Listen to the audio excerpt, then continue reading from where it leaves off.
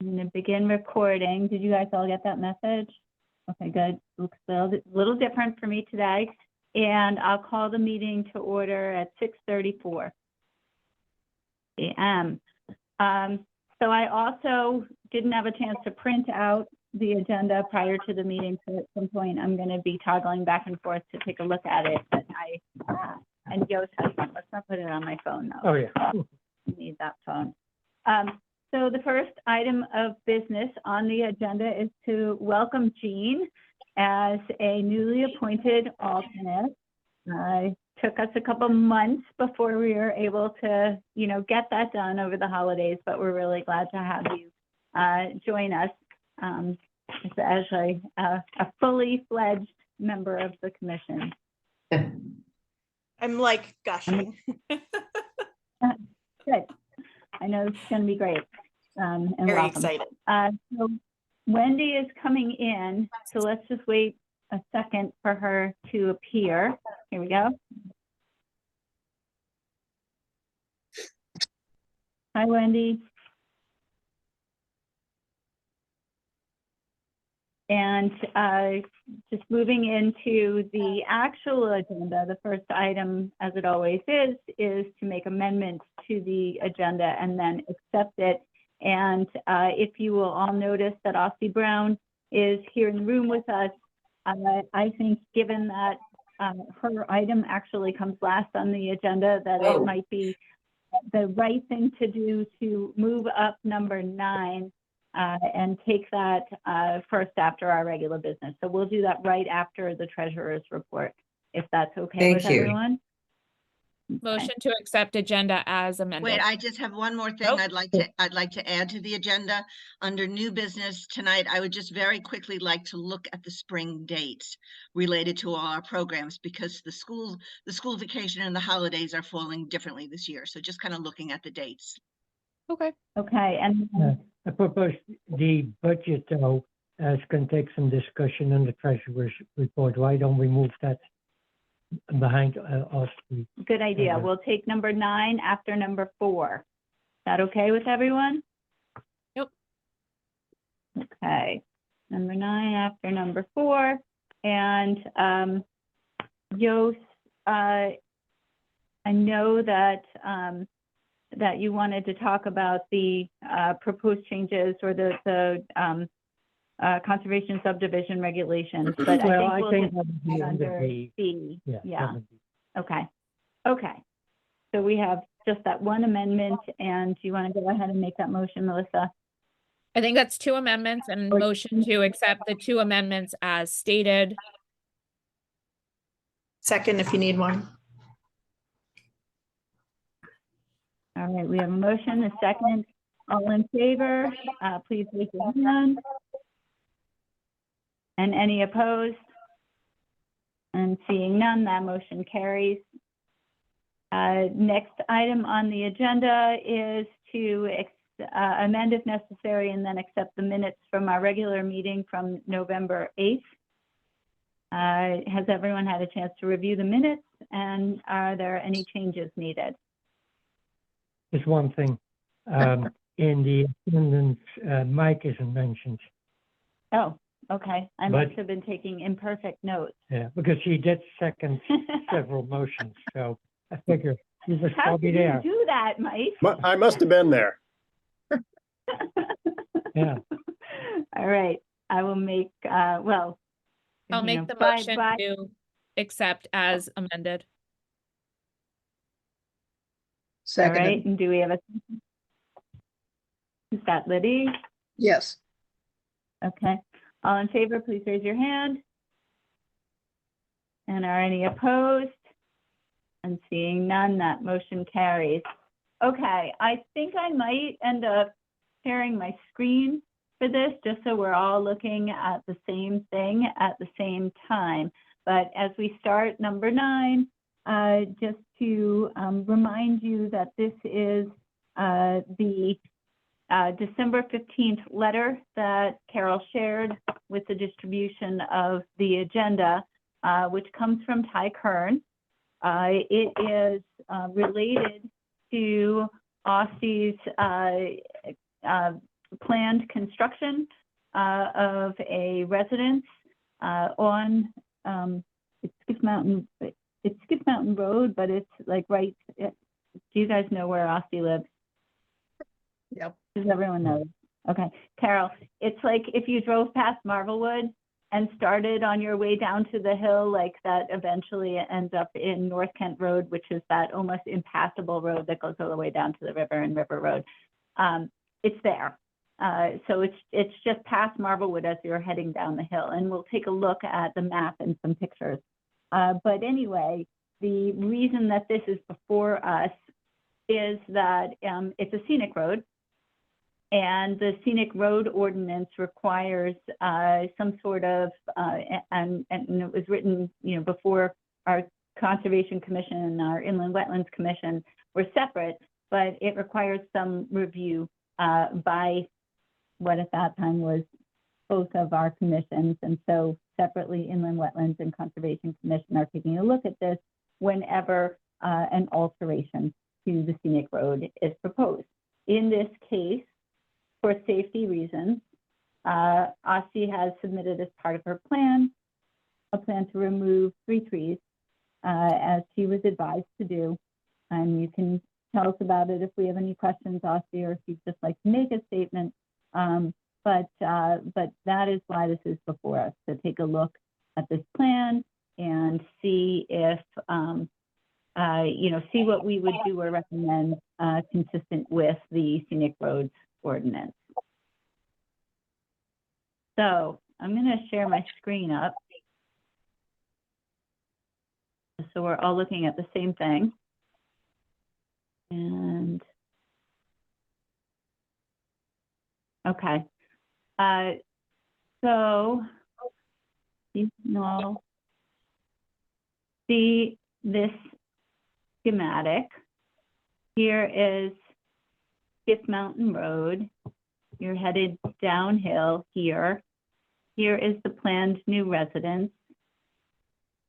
Here is the driveway to the residence. Here is a shaded area that represents the sight line that you would need in order to be safely using this driveway. Here are the 3 trees that are proposed to be removed. Further down in this package are photos. So here are the 3 trees proposed to be removed. In the back here is a cleared field. This is the site of the new residence. The driveway is up this way as my cursor goes. I went to the site, actually. I thought I had taken pictures. I can't find them. They look like this. And the trees, as you can see, are mature trees, but they're kind of compromised by vines. Actually, it's hard to see from this photo, but the edge of the road here is a strip of land, and then there's kind of like a almost like a ditch running alongside. So this is actually a very narrow strip of land, then a ditch, and then the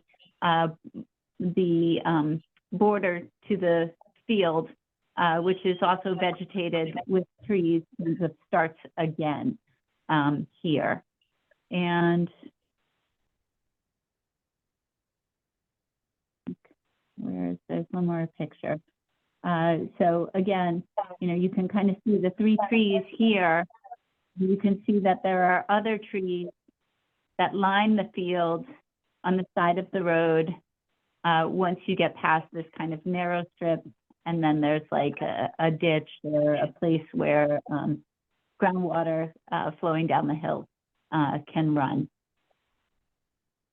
So when I went and before I read the ordinance, my impression was that, this is something that isn't necessarily, this is my impression, wasn't necessarily going to change the aspect of the road in a huge way, especially because there were other trees present It also didn't seem to be the place where these would get much bigger because there wasn't a lot of ground for them to grow in. So this is not like the kind of, these are not the kind of trees that would become like wolf trees that are ever going to get huge.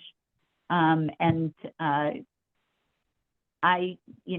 basically thought that for safety's sake, that it probably, that the plan probably made sense. When I went and I looked at the ordinance, I didn't change my opinion. Looking at the different reasons that you might change or might do improvements to a scenic road, it seemed to me that there were certain things that we were meant to keep in mind. Some of them being the aesthetic value of the road itself. This particular road, Viewshed was probably a big one. The view, in particular, the view as you're heading down the hill and looking across the river to, the hills on the other side. The narrowness of this road, the fact that it winds and presents different vistas as you go down. None of those things to me would be changed by this alteration. So that's where I landed on it, but I wanted to open it up to discussion. Yeah, I took a look also, and there's a whole tree line behind it. So you're really not going to miss those 3 trees in front of it. And also there's a lot of invasive shrubs and vines there that are going to be cleared for the sideline, and that's a good thing because there's not much good vegetation there besides the tree line that runs along the stone wall. So I have no problem with it. I think that it's, this idea of the least possible damage to the existing character, I would call this the least possible damage to the existing character. It's not going overboard. It's taking the trees that are in that sight line. And, to me, it will still be just as scenic without those 3 trees. Right. Plus, there's not much alternative for location of the driveway. Because there's that ditch there, and here's an existing driveway ready that runs into the field. So they don't have to go for a new wetlands permit, and there's wetlands behind it in the field. So this is really the only access that's possible. So that's another thing. There's no alternative as far as I see. I think it's just fine to do it this way. And I think one of the positives is that the vines and the invasives would be cleared out as well. I think that's terrific. So just for Carol, clarification. we can have, I'm sorry, because we actually have a line, which is like not always the case in our commission, but Jean was so good to have raised her hand. So if we can take Jean and then Carol. Sure. Just a thought. Austin, might you be interested in the Conservation Commission's tree program, where I don't know the proper name for the program, where we're trying to put more trees in the ground in town. I know it's not in the center of town, but maybe to do a 1-for-1 replacement elsewhere along, because I know you have a long way along Skiff Mountain Road, and maybe there's a couple of spots where we could put in 3 native trees to replace those ones that are coming out. Just a thought. Thanks. Responding to that, actually, when I was thinking of taking down the trees and didn't realize it was going to be, that the driveway was going to be such a pivotal moment to this project, I was thinking, oh, well, maybe I can replace them. And then I looked around and I went, I'm not sure where to replace them because, to answer your question briefly, yes, I would be happy to put in, and I realize now that I have planted a couple of native species like willow, I can't remember which ones they are, like red twig dogwood or something, down closer to the turn. And then, of course, I realized, well, that's actually not my property. But anyway, I wanted them there. So there they went about 5 years ago. So I have no problem with that. If you can find a place. When I was thinking about it, I thought to myself, well, that's fine to put in another tree to replace these guys, but then the sight lines would be screwed up again. So perhaps we could find a place that would be mutually you plant a tree and you actually need to, unless you have a rainy season, they can die. And the trees that I planted lower down on closer to my guest house were I actually watered and stuff. So to answer your question, yes, I would be happy to put in small trees, not huge trees. And if it was near enough to a water source, I'd be happy to water. So there you go. So I agree with Jean. Jean. I agree with Jean, and the idea of planting 1-for-1 type of thing resonates with me, as I knew it would with Asti also, just knowing her personality. And I have no problem with this. And I heard the conversation the inland wetlands had. I think they talked it quite thoroughly through, and I agreed with all of their deliberations. So I definitely approve it, and I wouldn't want to put the stipulation in writing that you need to plant the 3 trees, just because I don't want to hold it up in any sense. But I think that in good faith we could know that Asti's going to do her best to plant 3 trees. And if I could respond to that, I would love to have your all's input on where those trees should go, because there are actually, anyway, if we looked at the site, I would be happy to do it, but I would want you guys to participate in the location, if you would.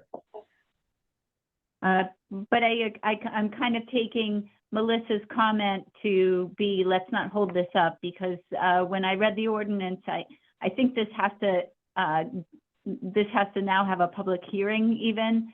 Yes. It's a pretty convoluted process. It's in the ordinance. So we wouldn't want this idea that we would consult with you on the placement of trees to need to take place during the tolling of that public hearing period. We would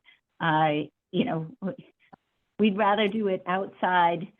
So have it as more of a precatory, a friendly meeting. Yeah. Happy to apply. Sounds good to me.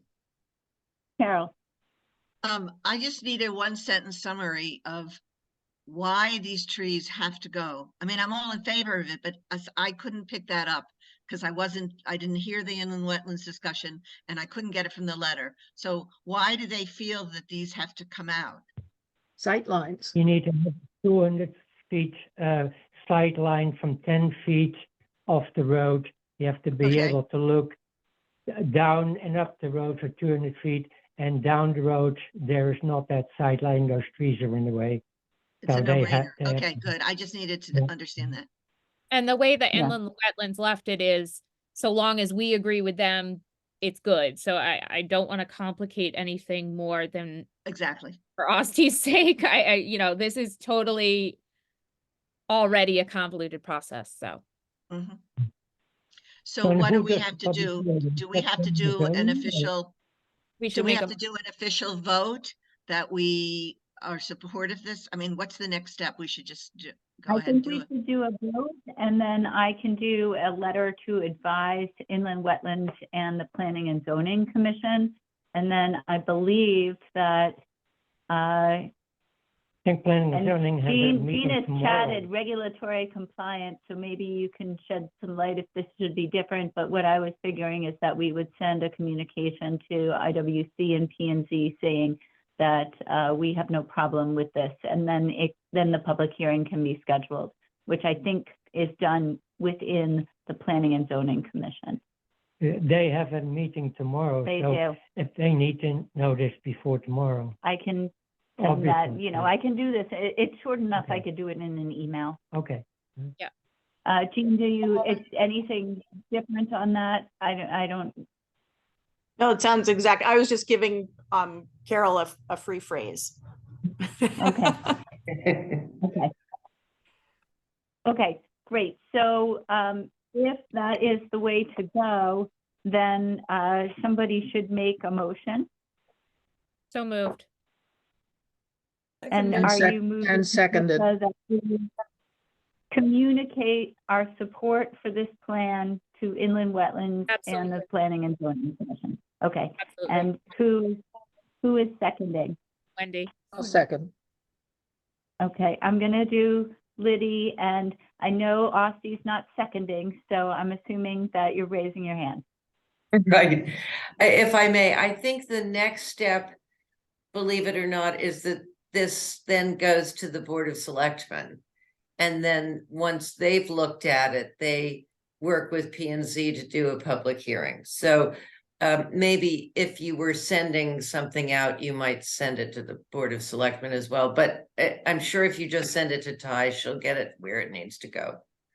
But I mean, thank you. I think that, I know this Seeing sounds, all the of whole them. thing, I know the whole thing has been very convoluted, but let us not put down the fact that there is a scenic road ordinance, that we're happy that it's there. I think we've judged judiciously based on what we've gone into, but these things are there for a reason. But I think we've done the right thing. Absolutely. Okay, I I agree, hear Carol. that. And I have no problem Uh, adding to the motion to CC the Board of Selectmen.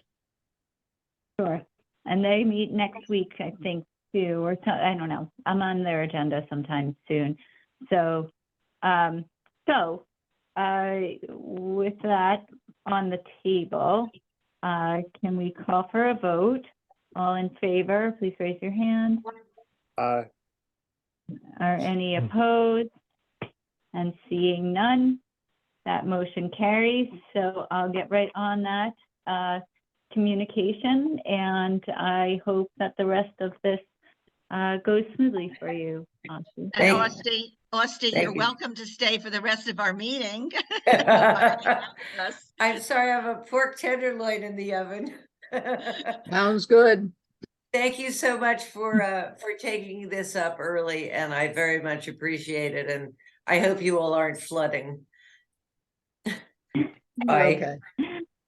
Night. All right. Take Good care. night. Bye. Okay, so next item on the agenda is the treasurer's report. Thank you, Liddy, for sending out the written reports on, both our regular expenditures and on the Cougar Fund earlier today. Is there anything that we need to say about those reports? No, not really. Just note that when Melissa said it must have been a mistake changing our budget last time, it was a mistake. So here we see our budget the way we expected it to be, and it is our budget for this year. I suggest we think about what we can do in the way of spending it. Okay, so do you want to have that conversation in the context of the budget request for next year? Yes. So let's move into that Okay. discussion. So what do we want to do?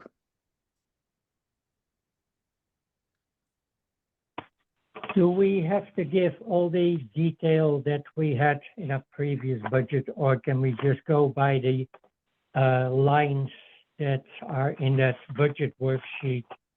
I don't know if that's visible. Yeah. No, you don't have to go by the details. It's just the major categories we're stuck with. For Because, instance, printing and mapping is just printing and mapping. It doesn't have to Right. be Chamber of Commerce maps or open space plan or whatever. But we do have $1,000 to spend on printing and mapping. Is this something that we need to do? well, it depends. We were talking about doing either the open space plan or the natural resource inventory update. And the question is, are we planning to do one of those this year? That's the question. How do we feel about that? Wendy, do you have any? What were you saying? Are we going to do? An Well, update? Like do the natural resource inventory update, because Oh. you were the leader in that It one. is such a big job that it needs to be done. Something needs to be done. Maybe 2 or 3 of us could just have a sub meeting sometime and decide if we're going to do just a revision of what that book is or a more compact update.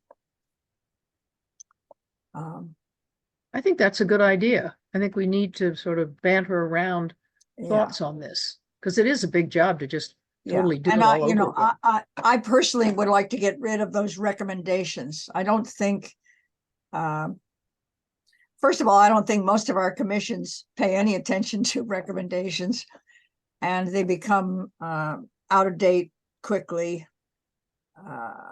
It's just a lot of small print at the back of each chapter. I'd like to get rid of that, maybe replace it with pictures or more information about our natural resources, which is much easier to find now that we have so many good Zoom, Google options, and even artificial intelligence. We can generate a whole lot more good data about the town of Kent with less effort than was the first time. So, I don't mind having as many pages in the book, but I sure don't personally want to be involved with those recommendations. Are any of the rest of you available to brainstorm this project? Yeah, Mike? I think that it's something that we should not. I know we've said in the past, like, we're gonna get to it, we're gonna get to it. I do think we should get to it, and I don't think that taking the $700 out changes the town budget enough, and if we really can get to it, we're gonna need that money. So Mhm. I'm less. I think our budget is really slender, and prior to COVID, we did all this and spent this money down, and we're getting back to that place. So I would hesitate to cut at this moment. That's where my One head. thing that's a little different, because the NCRI was more than 10 years ago, is that it's not customary to incur printing charges the way that we did in the past. I'm sorry, Connie, I missed that. Say it again. It's not the norm to do the level of printing that we did in the past. We live in a digital age now, and people find their information online. So one of the things that I think we should consider is whether or not we've really been thinking through what an update would look like and where our costs would be. I don't doubt that we could have mapping costs, and we might have data and information costs, and we might have costs that are associated with technology. But I doubt very much that we're going to have the same kind of printing costs that we have had in the past. And I would actually advocate to think beyond that, because it's just the right thing to do in today's world, where most people do get their information online, and where conservation means that we should be focusing on consuming a little bit less of our natural resources, including paper. I think we can do that. I think it just means we change the name of that category. Take printing out of it. mean, Well, that you can really leave could, printing. Let's see what Um, happens. I would hate to I would also narrow hate to our take options out, right now. I would When hate we to take out printing and then want to get something expanded to show at the Memorial Day Parade, for example, and then all of a sudden you're going to Staples and don't have enough money to pay, you know, those big maps are expensive, so I don't know. In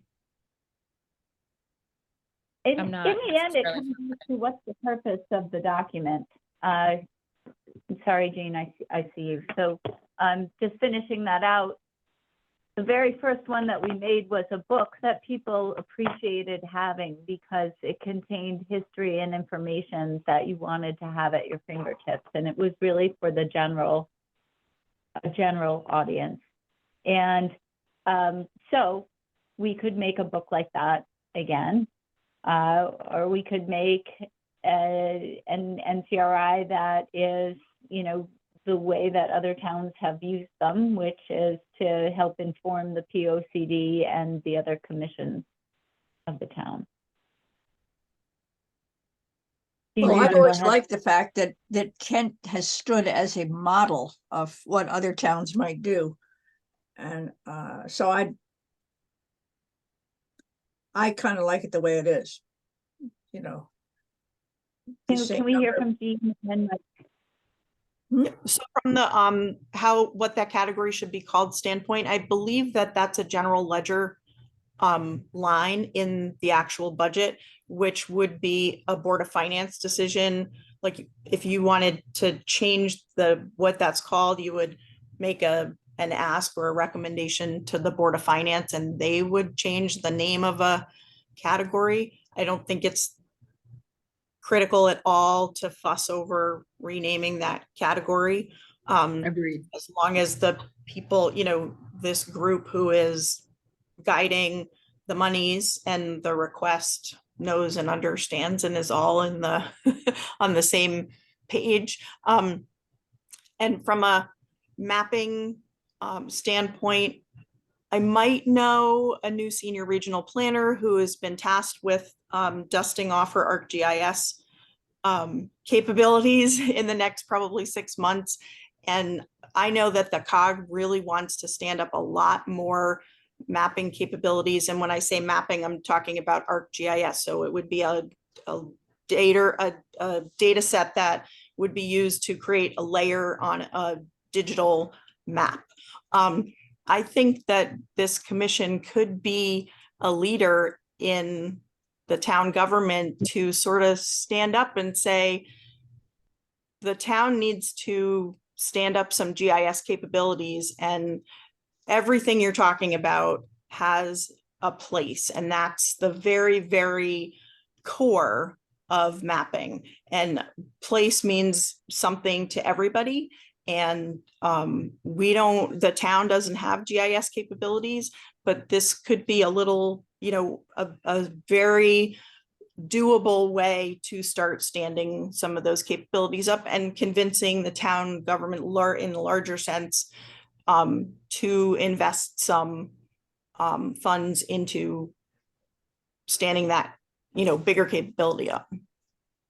Jean, would we pay for those COG GIS resources? And if so, what's the appropriate amount to allocate on a line like that? I know how much it costs from HVA and what I would put in, but it was unclear to me if you were maybe offering to do this as a member of the commission. So, you know, I understand about the naming of the line.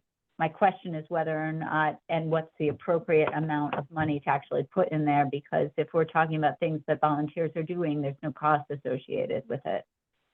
Yeah, so I think it wouldn't, I of course have to talk to Rob, but knowing what I know about what you already have, so you already have, like, talking about the natural resources, if you wanted to update that would definitely be something that this group as volunteers could easily do with a mobile device and a pad of paper. And then that data set could get handed off to the COG for the COG to push through ArcGIS. And that data set would be a really like a low hanging fruit, and honestly, for me as getting back into the world of GIS and mapping, that would be a great little data set for me to use to dust off my skills. And it's not, we're not talking the entire region's natural resources inventory. It would be a very doable, finite, small data set that I could use as almost like a, not test, but something to help me, rehone my skills. So what I'm saying in a very long-winded way is I sense that based on what you guys have, that we could probably do it as a, just a partnership. There wouldn't be a cost, but again, I'd have to double check with the executive director. Wait, Jean- Mike, oh, Mike, oh, do you oh. still have your comment?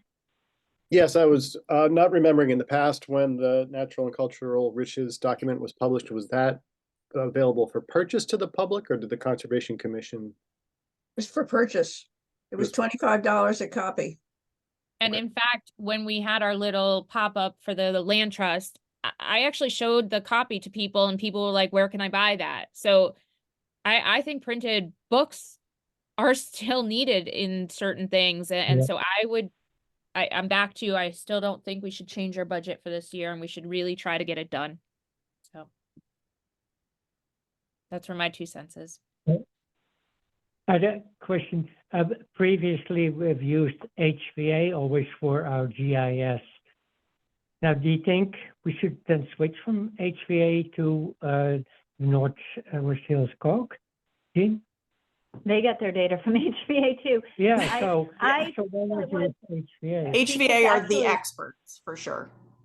Okay. So Jean would bring in some of the layers that HVA has to something that was specific for Ken. That's what you're talking about, right? Is designing a data set that would be specific to Kent and bring in only certain data.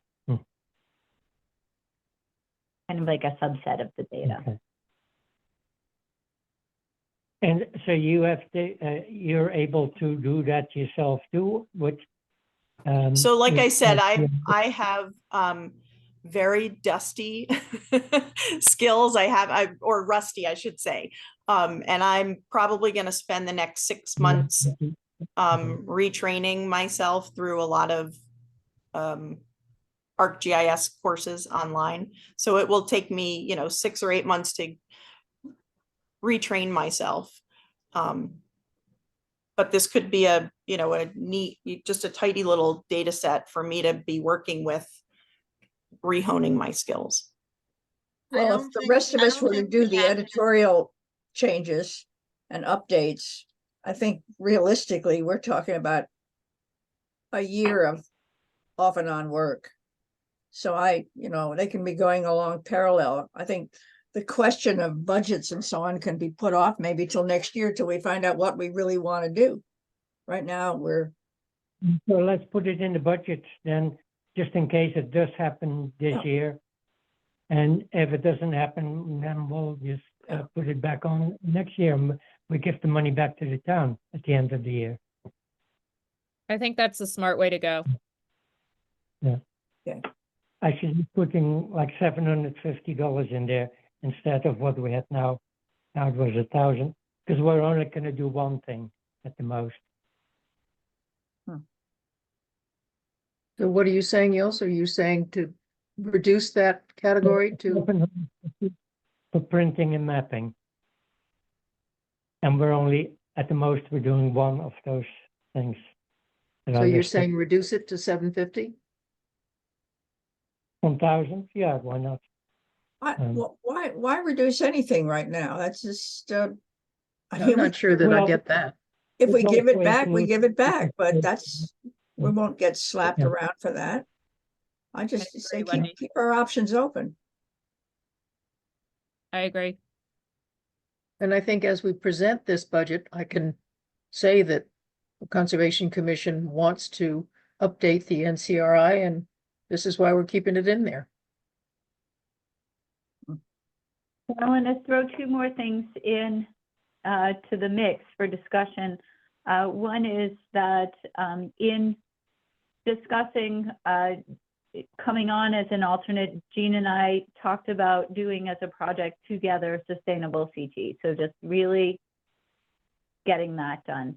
And I don't know if there might be any costs associated with that. And I don't know if there were, whether they would be absorbed into, you know, any of these categories. But that is a consideration for this year, is whether we'll have costs associated with sustainable CT. The other thing is that we are creating this new program about the planting of street trees, and we've talked about funding that out of KUGA, but you know, the question, just for the sake of asking the question, is we should consider whether anything goes into our budget in connection with that program. I think that it's a subcategory, so it's not changing a general ledger thing, but that in large student posters, Arbor Day, I think that could easily be renamed to, you know, street trees, sustainable CT, whatever. I don't think that the Arbor Day thing is done the way that it once was. It's now more of a digital thing. So I don't think that line works, but it doesn't change much. So I would just take that like subset out and change it to something else. Right, so that goes into the conferences line? Is that what that is? It's under total supplies. Right. It's not under dues, it's under total supplies. Yeah. I think Melissa's I just just- suggesting that we call it for ourselves a different name under Yeah. total supplies. Correct, that's exactly what I'm saying, Liddy. Yeah, except that $330 is fairly low. I mean, No, it's that- only if we ever $70. wanted- It's only 70. $70. It's very low. I'm Wow. not saying, I'm just saying that that subcategory doesn't exist. So when you come to me at Arbor Day and say, Melissa, did you do this poster? Why didn't you do this poster? I'm going to say, well, they don't do it anymore. So you can take that out and make it. Oh, something- you're talking about like the subline. I'm just thinking Yes. in total supplies, $330 seems low. So if we think there are any costs at all associated, or if we think that there are any costs associated with that are hard costs like trees, that line needs to be considerably higher. So I would actually, you know, if we were going to pack in any of our street tree planting efforts into this budget, I would recommend increasing it to $900 or $1,000. We had talked about putting out a brochure about the street trees. Yeah, Bruce Bennett and I are supposed to write something up to be persuasive. Why don't we keep that under printing and mapping, and that'll be printing Exactly. up I some think sort we of a have- brochure. I think we have money to do what we want to do. I don't think that we should be constrained because there are things here that might change. I just wanted just a clarification. So in the very end, what we really have to be held to is the amount for total supplies and the amount for printing and mapping, not the detailed categories underneath them. And in Right. fact, we're only the Okay. 2,495, Carol, not even the subline. So I don't, I think we're good. we're with fine, we're that. good. Yeah, we're good. I'm not stressed. Okay, about so it we're at all. gonna put in the same budget is what I'm hearing. Yeah. Yes. I think what I might do is under printing and mapping, change those first two, the Chamber of Commerce maps and the open space plan, to perhaps the tree planting brochure. Well, you don't have to do any of those sublines really. Yeah, I wouldn't No, even no, no, bother this is doing just that. for us. This is just for us. Mhm. It wouldn't Yes, change. any- I would say that the Arbor Day tree, if we need to spend a little more, we're okay, because again, the poster is in a subset here different, but you know, price of things has increased. We don't want to do less because we're feeling like Yeah. we have this. Arbor Day tree, we have 250, it should be like 350 now. Yeah, and that's just one tree. That's one. thing. So I mean, we could Our set limit, aside our a certain limitation, fund to spend on trees, but that is not renewing. And so, you Right. know, we But that's should- separate from this budget. The right? Arbor Day doesn't tree on have my to. copy says $100. And we usually split it with the garden club so that, you know, Can we We still would do a need a tree little for bit 200 bucks? well, that's what I'm Yeah, I saying. don't No. think we have 250 in there. Yeah. Why right? does it say We have 100 on this? 250 in there. No, you're right. On this, it says 100, so I don't know what you guys are looking at. Because you're looking Oh. at 2022, Oh, why did, but you also have this one. yeah, that's the new one. that's 2023, 250. 2024, it says 100, but I'm saying Yeah, that but I no, know we have at least 170 that we could free up right here. you know, our biggest limitation is our time and our energy and our age and not the money. So if anything we can pull off, I think we're going to be able to find a way to pay for it, but we're just, you know, No, I think don't know that that that's we're true, getting though. into we're getting into the Sure, cost- details. The we don't have details, to. Right. the details But just print- help me allocate. I'm Right, sorry, like Connie, we printing a couldn't hear brochure you. is nothing. Printing a brochure is nothing. It could be free because we'd go home and make it on our own computers, right? That we don't have to worry about. But a tree, as Yost says, does not cost $100. The tree is going to cost us like $350. And if, and only if we wanted to make our street trees program bigger than what we can afford to do with the Kuga Fund, because we're not going to empty out the Kuga Fund in, 3 years and feel good about that. We want to stretch it a little bit more. Then we might want to build in some cost into our budget to provide that very important service to the town. We don't have to say it's all of it, but we could do a third of it. So we could say, we'll spend $1,500 a year from the Kuga Fund. We'll start to spend it down, and we want to match that with, $750 or, of town funds. It Oh, really remember, depends if we do a new edition of the NCRI, we make money with that, and it goes back into the Kuga Fund. We're not going to make No. enough money. I mean, yes, we make some, Wendy, but if we. It'll be down the I'm road. not saying that's the answer to everything, but it's, $15 per copy. You Guys, have I to have to sell- leave. I'm terribly sorry, but Please. I've got an emergency. I've got to go. Very sorry, folks. bye-bye. See you later. Okay, conversation to be continued, but please understand that if you make $10 a book, you have to sell 40 of them for one tree. Under what we're doing, if we wanted to do, pretty much what we did with Catherine Bachrock. So, I mean, we really are talking about starting to spend down the Kuga Fund, which I'm fine with. But do you want it to last for 5 years, or do you want it to last for 10 years? And if you want it to last longer, we could consider putting some money into our budget for it. I would feel better about doing that if we could really make these actual lines appear a little bit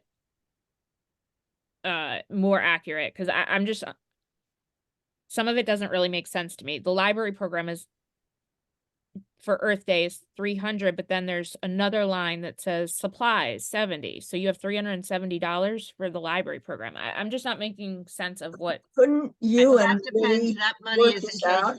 case, there are two separate categories. One is for to buy the books and if there are supplies. And the other category is in case I want to pay somebody to do it. I didn't use that this year because I did it myself.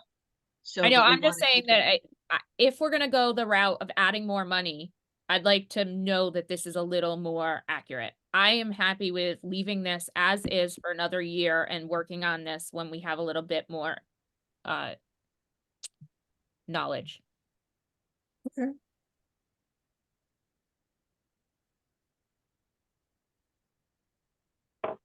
Once we've got the tree program worked out, we'll know a little bit more, Connie, on how we want to move that forward.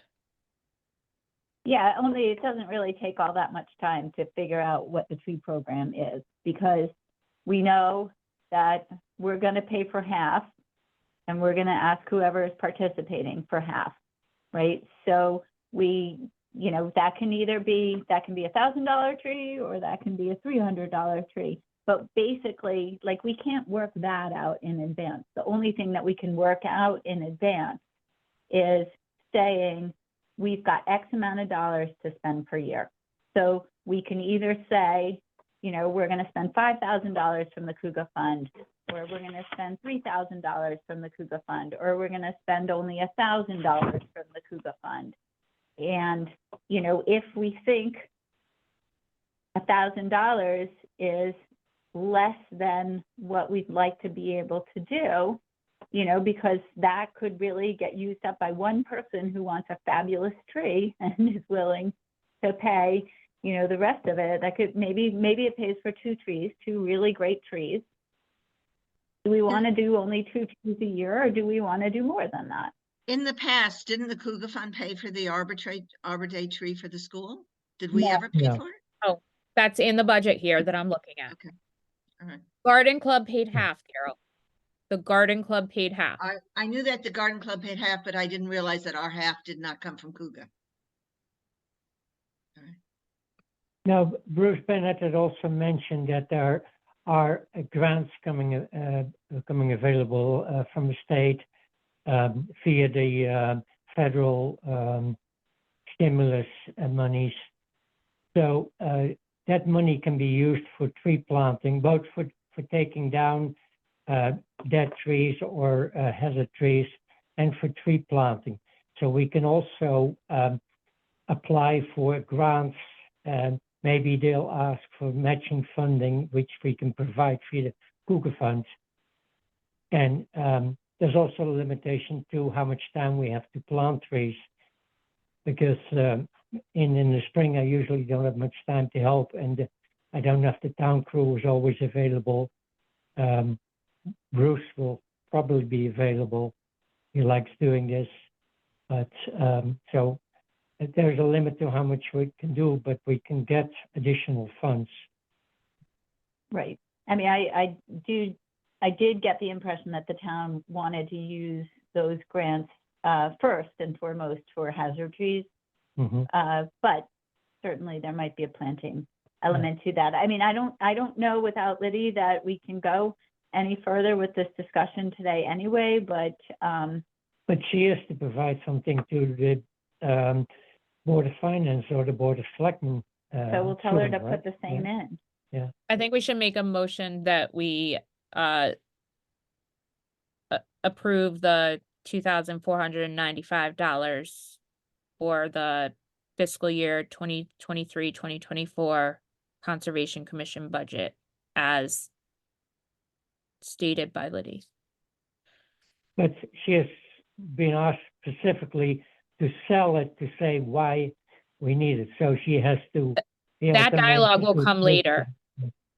That will come later. Yeah. That whole conversation comes later. So, and she's only supplying the main categories, not the subcategories. So Melissa has moved that we communicate to Liddy that she should submit the same budget. Does anyone want to second that? Carol, all in favor, please raise your hand. Are any opposed? Seeing none, that motion carries. Useful discussion. Number 6 on the agenda is public comment. Catherine Boughton is left. You're not the public. I'm gonna put on my public hat. To make Okay. public comment. Just 2 super quick things. One, there is tomorrow at 1 o'clock. There's Deep is having a webinar for the Connecticut Recreational Trails Grant 24 cycle, the upcoming cycle. I watched a recent Board of Selectmen recording, and there was a lot of discussion from John Grant about getting one of those grants, applying for a grant and using it for Emery Park. So I don't know I'm gonna be watching it from my COG role, but if anybody wants, I can send them the information to attend the I can webinar. do a little background, having obtained one of those grants. I applied on behalf of the Kent Land Trust with a reasonably slim budget and was not funded. And one of the reasons given for that was that the state does not want to administer 200 tiny grants. Right. They want to do projects that are in the hundreds of thousands of dollars range. And so that's just the plain truth of it, Yep, Wendy. you're absolutely So right. if there were a grant to be about revitalizing Emery Park and its trails, to me, it would be very difficult to make the budget big enough to do that. And I would suggest packaging it with either other towns or with other endeavors. This is a grant that wants to fund town-to-town bike trails and wants to fund, major infrastructure. And a less than a mile long trail is not going to be a big enough project for them to take a good look at it. But I do think that the town could partner successfully with other organizations in the town to accomplish some of the same things that it would write that grant for. Yeah. So that was one thing. Another just little carrot that I would be happy to help with a quick turnaround. The annual report that gets published every year is coming around the bend. And I know that somehow the Conservation Commission sort of got dropped off or maybe was never part of, I don't know. Doesn't make any difference to me. I email saying, can you please send me the format and due dates for that annual report? And crickets. So. Oh, really? I don't know. I'm happy to write something. I have no idea what it is that is being requested of the Conservation Commission. So I can just write, we meet every month on Wednesday, and these are the things that we do.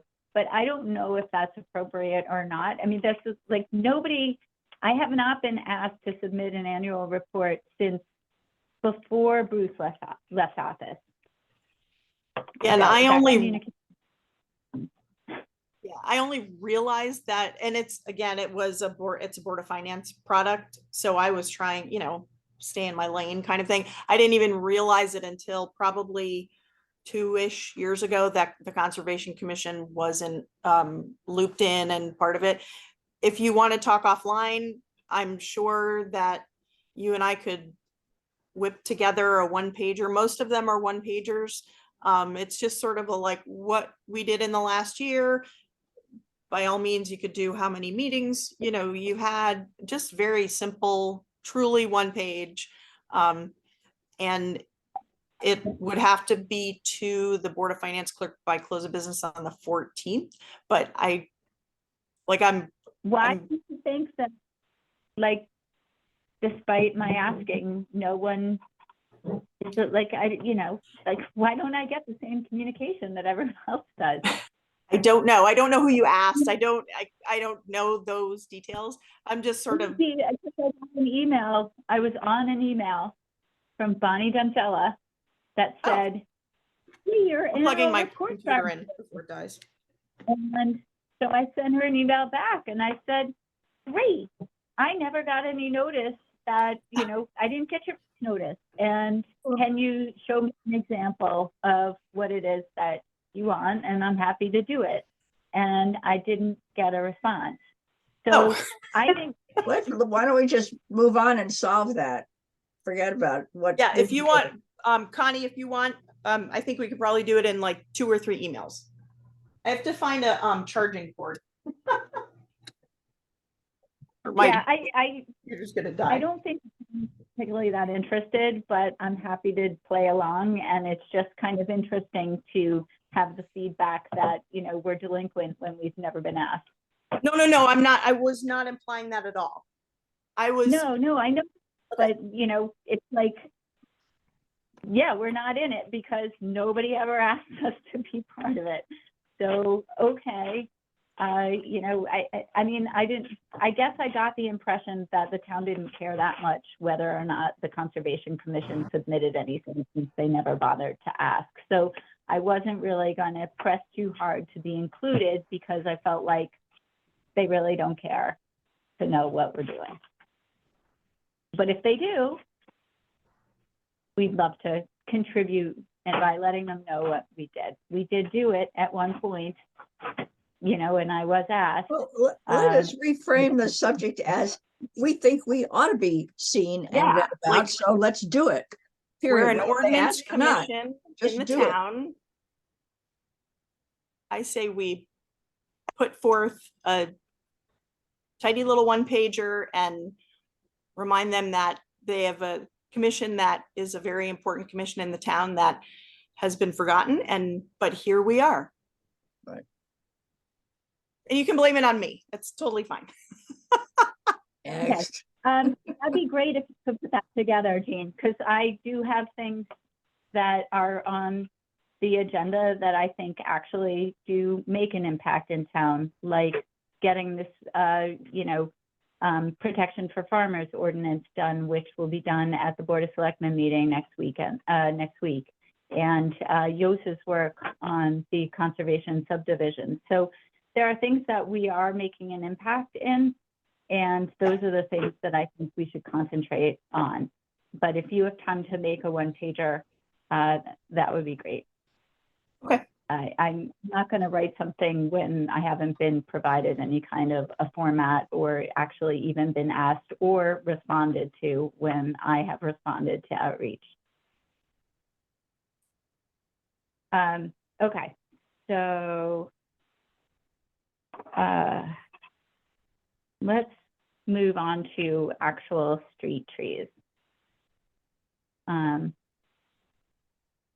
this is where I stopped preparing my page beforehand. So an update on the Swift Lane planting, which happened on Thanksgiving weekend, I think. It was very cold.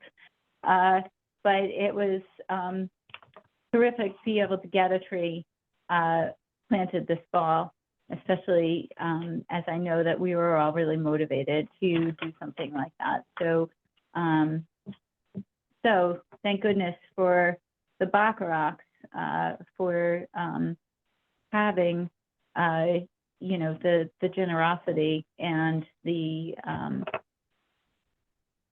you know, the lovely idea of planting a memorial tree. So the Swift Lane planting actually did come in a little over budget, and this is something that we ought to be thinking about because I know that our conversation centered a lot on fairness, especially because of the resident contributions. And we budgeted out and we thought we had all of the invoices in, and we sent a note to Catherine Bacharach, who made arrangements with our treasurer, and we got a bill long after the fact from Bruce for another $98. So in fact, the Bacharachs paid less than 50%, which in the scheme of things, it's not a lot of money, but if we're talking about fairness, we might want to be more careful next time to actually know what the cost of the tree is before wrapping it all up.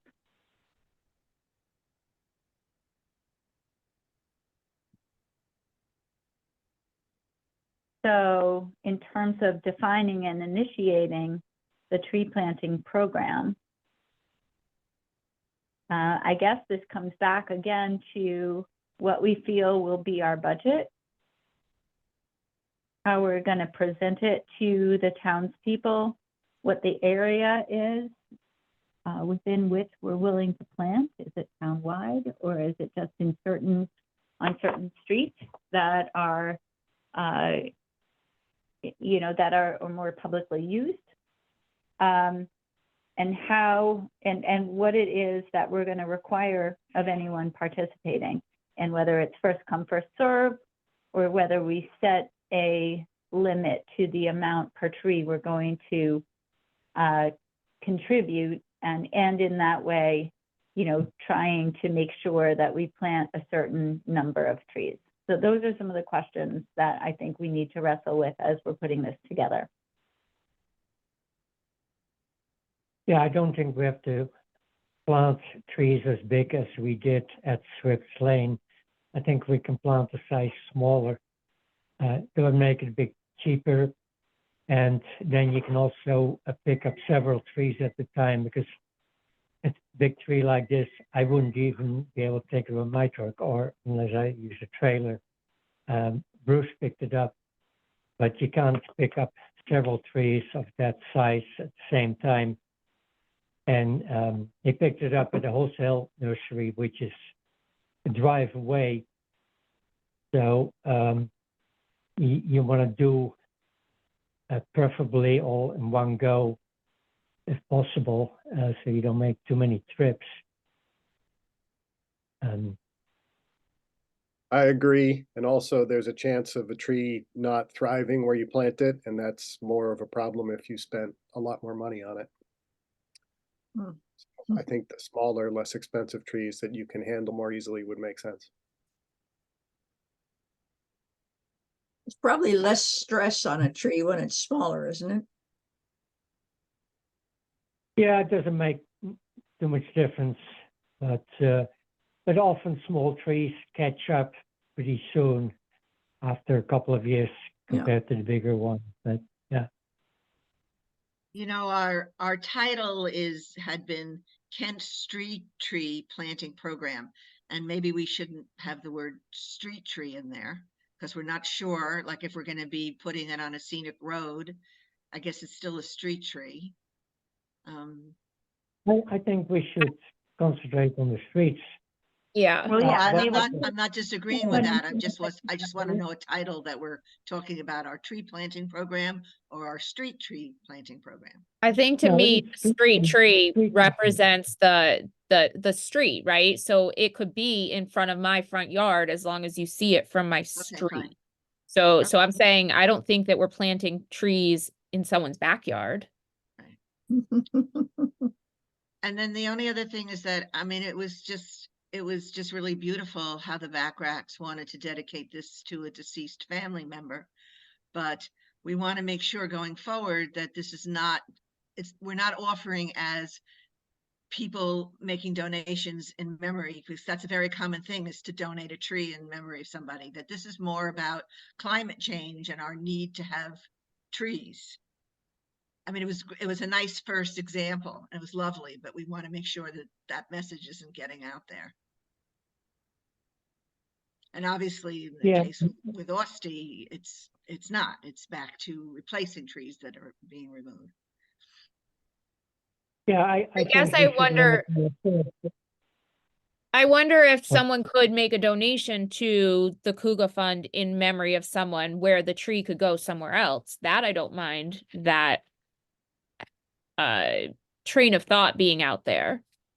Oh, I don't get me wrong. I think it's wonderful that it's done that way. I just want to make sure that people know they don't have to do it. They could also just buy a tree and be part of it because they want a tree. So we don't have to change the way it was done. I think it was just fine. Right.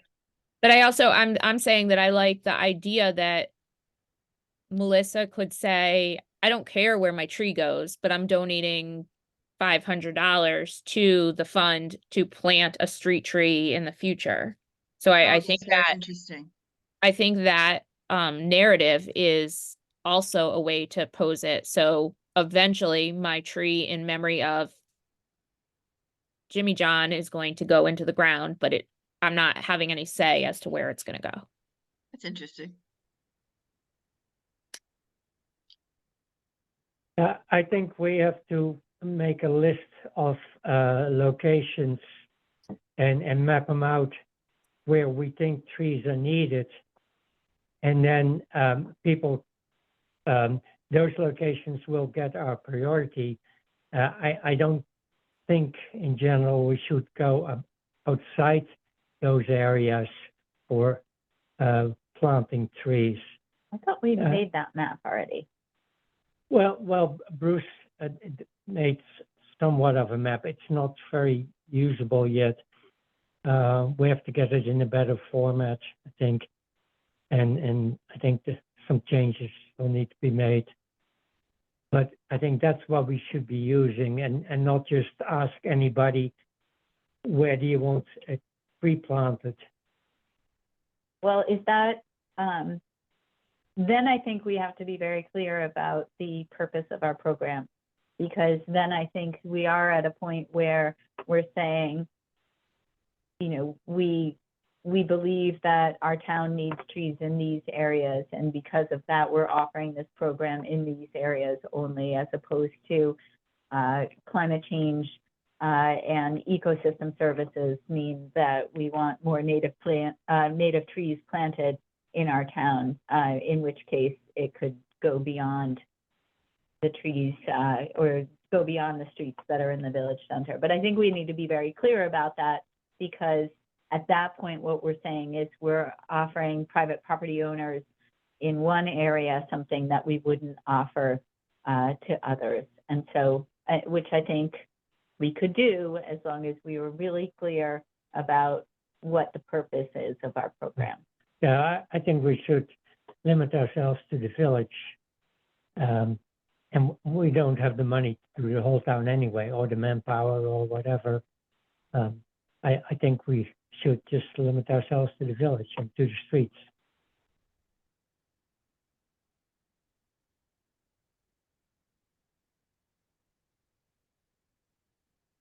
Anyone else have any thoughts on that? Is there a specific zoning map or map that actually specifies where the village starts and stops? Which I don't, Yeah, Yost, yeah. that's your question. Well, there is a village district map, and there's a zoning map that indicates the various village zones. So, yeah. So there's probably I mean, obviously a finite number of properties that would even apply, but would you say that that would be somewhere in the neighborhood of 50 to 75 properties? In total. Well, Bruce had them a bit denser. He did like several trees per property. And yeah, he probably has like more than 100 locations. I that think you I would like to also consider the historic district as part of this program, because I do think that, you know, when, for example, Seven Hearths took a tree down, it was nice to be able to help and co-sponsor a tree with them to put it back. I could see some of the more historic homes taking trees down and us thinking, oh my goodness, that changes the way the town looks in a certain area. Didn't the people who bought the Virgin Northrop House take down a whole row of trees? Yeah, that's exactly where I'm thinking of, Wendy, actually, and that changed quite a bit, right? It opened it up, and I think they're putting a fence back there, and that's I changed. don't see why then we wouldn't do all of the town character areas. So I think that I could Well, I now can you're support getting into that. yeah, I think if you spread your focus or your non-focus that wide, we're not going to make an impact the way we want to. And secondly, I think we ought to choose a neighborhood one at a time, because when we ask the fire department to water them on a regular basis, they shouldn't have to run, you know, all over town. It would be I'm not much sure we're better. asking the fire department. Or not? I thought don't we think said so. I no. think that's the homeowner's responsibility, and they're signing a document. I mean, that's kind of where my head is at. But without laying it down, I think that And that's let's right. be clear that if somebody cuts down all of the trees in front of their property and erects a fence, that's, you know, that is within their rights to do so. And our program is voluntary and, you know, meant to incentivize and help people to have trees that line streets, whether they be streets that you walk on, which is one way to look at it, or streets that you look at as you're driving through town, which is another way to look at it. But that would be the purpose of our program, in addition to incentivizing people to plant native trees, because we know that we want our program to fund native trees only. Perhaps we could So, establish criteria rather than base it on geography. Just say, this program is intended to promote addition of trees. Here are the criteria. We wouldn't be limiting ourselves to a geographic area. It may turn out that it's more practical and useful often in the village, but that would still leave open the possibility of there could occasionally be a tree somewhere else.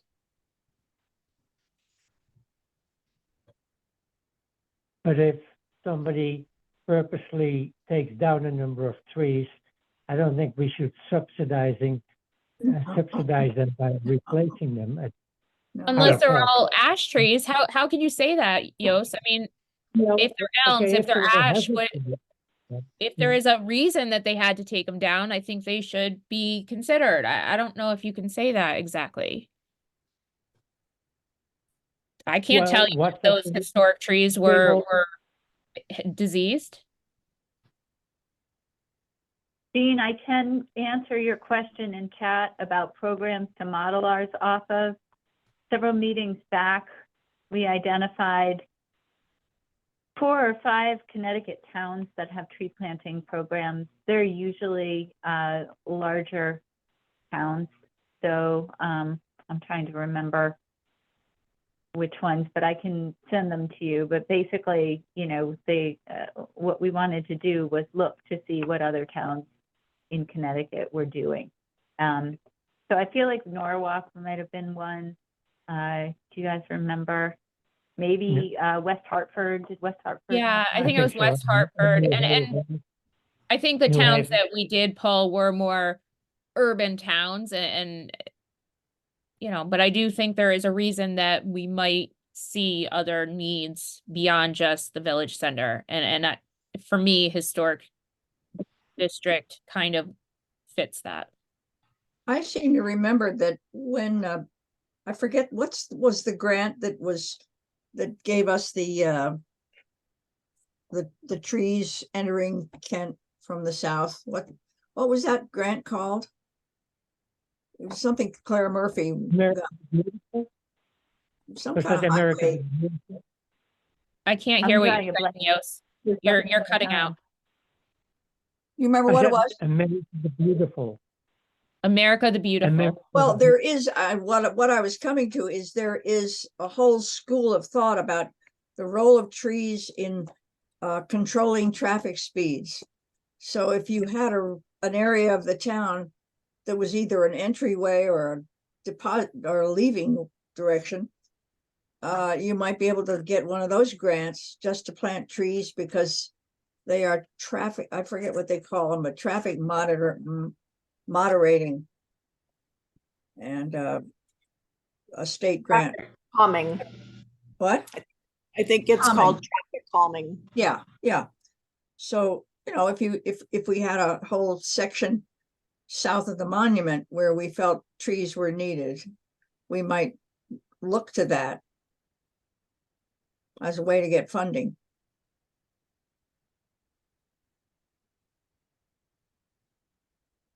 I think it all goes down to, you know, what we want the purpose or the purposes of this program to be, like Mike was saying. We need to outline that, and then we need to imagine our program as a program that fulfills those purposes. So certainly traffic calming could be one, and that would enable you to focus on the gateways to town. But you know, it's up to us to describe our program.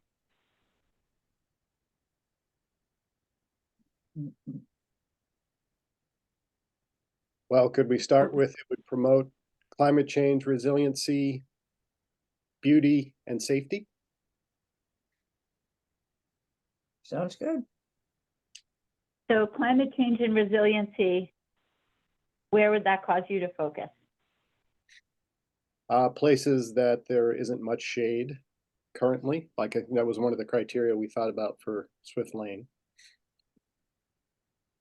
And perhaps Shade. where you need to have soil support or water retention.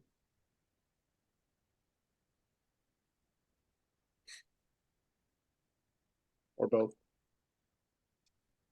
Would that also promote, follow the forest initiative and tree, crossing and safe passage of? Or would it actually do the turret the opposite, because then you wouldn't see the deer and you might hit the deer? Yeah, it's several steps removed because it's more likely in those linkage areas that you would want, either, shrubs or, some cover that is not the same cover that a mature tree supplies. So, I mean, it would, but not as directly.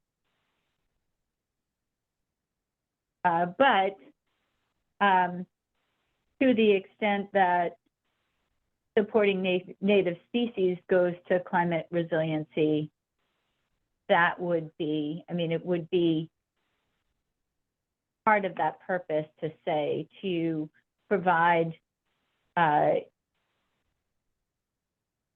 shelter and food for native species.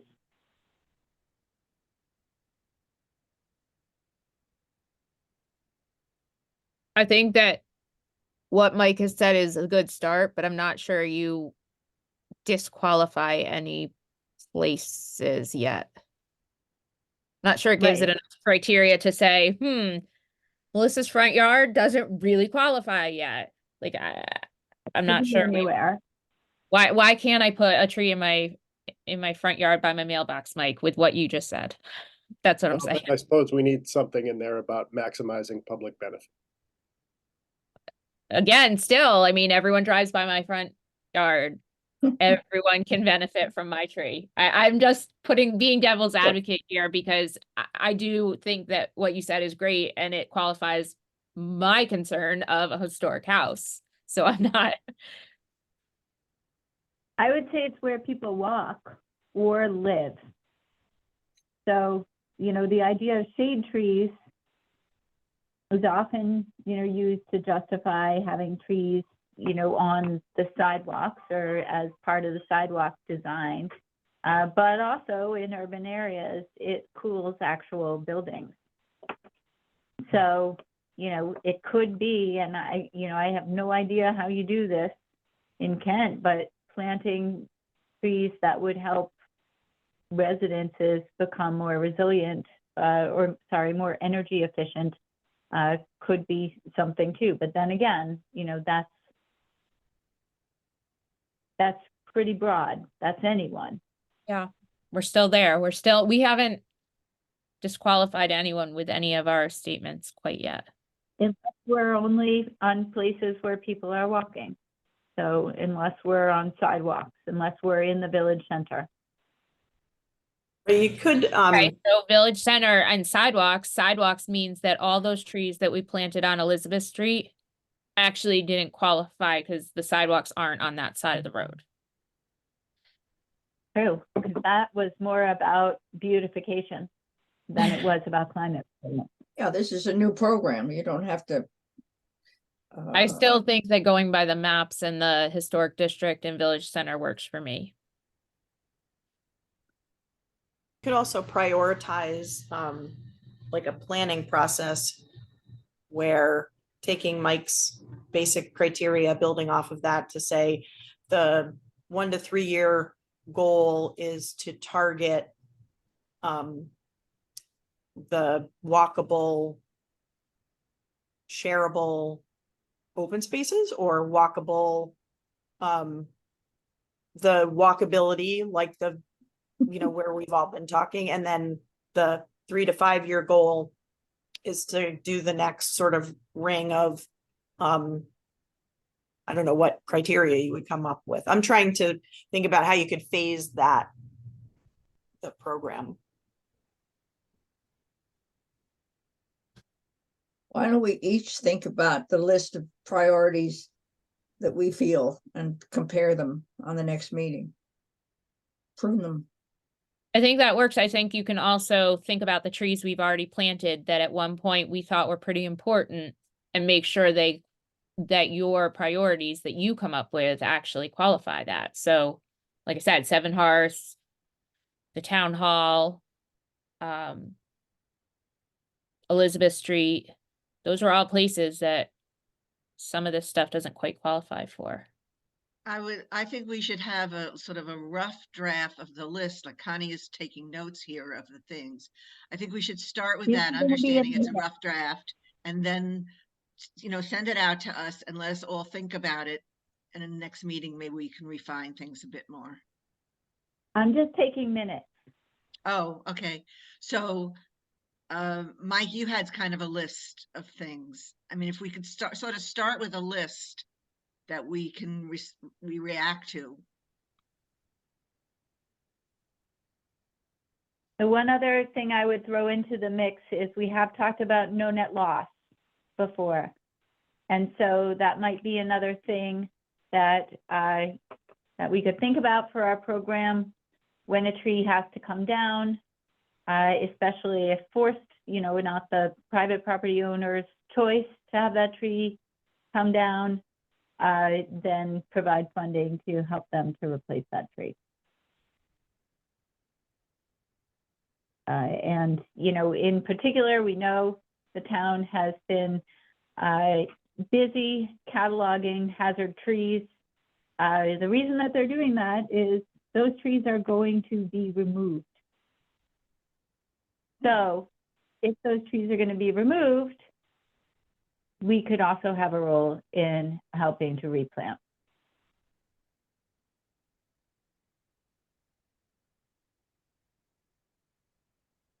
Whose decision was it to take down all those trees right across from the condos? That house that's being built, expanded, whatever, a lot of trees came out of there, I think. And I don't know whether anybody had to be consulted there. I think that was discussed in the Architectural Review Board and some was approved and some wasn't. That's Architectural Review Board territory. And they do have authority over taking trees down in that zone. Does Bruce have to give permission there too, to take them down? No, not to Architectural Review Board. That's an aesthetic thing. Mm-hmm. I've been And they're impressed. They gonna have been talking about no net loss and they have been talking about replanting with natives and talking about natives a lot in their discussion. So I thought, they are a little on the same page as we are, which I respect.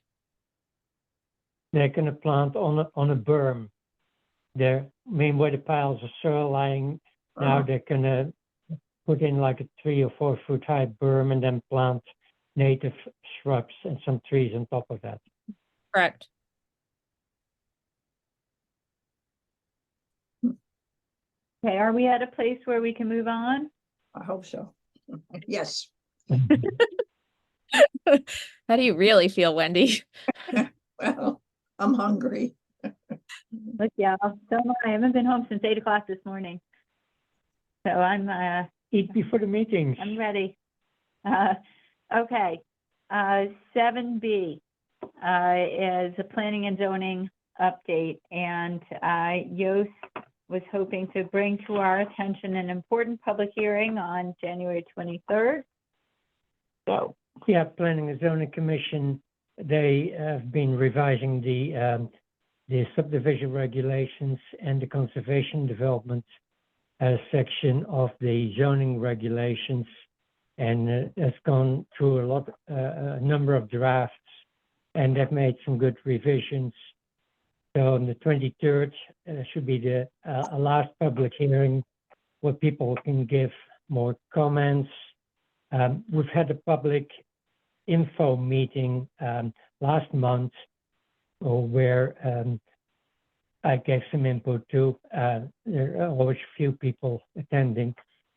But so I still have like one problem, or one is a technical problem. The other one is with the affordable housing exemptions that have been put in there now, for especially in the conservation development areas, which are cluster developments with 40 or 50% open space set aside.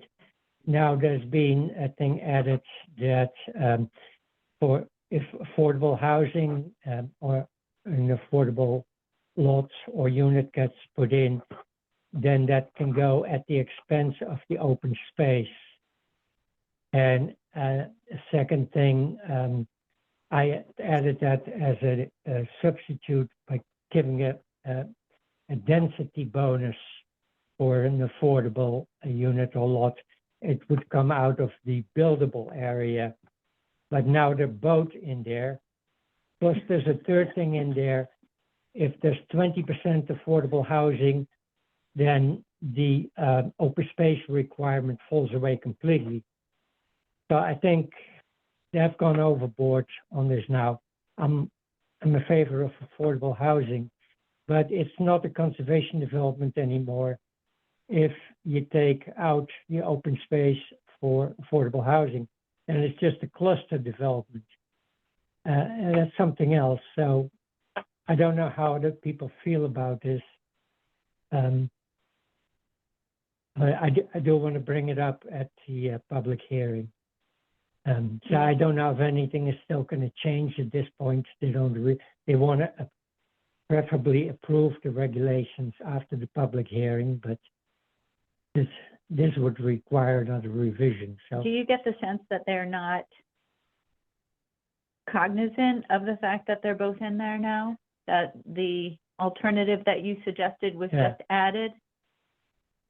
yes, at the last meeting where they spoke, I couldn't give input on that.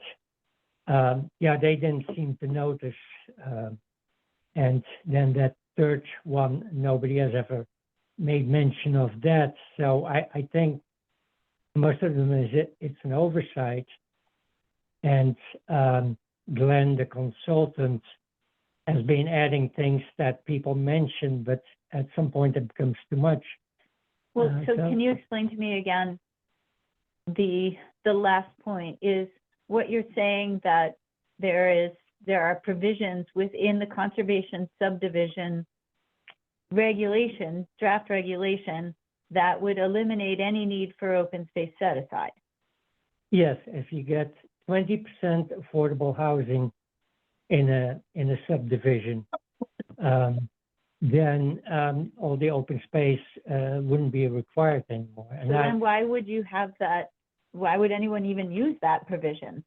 Is it more favorable? Is it easier, perhaps, to get an affordable housing development approved if you sneak it in under the conservation subdivision, but actually there's no conservation associated with well, it? it wouldn't be an affordable housing development, it would be mixed housing It would be development. mixed, right? But you'd get the cluster development. You can do smaller lots, smaller roads, and you have less costs and you have more flexibility in the design. Those are all good things. But the idea was also to Can you do that anyway? What? Can you do that anyway?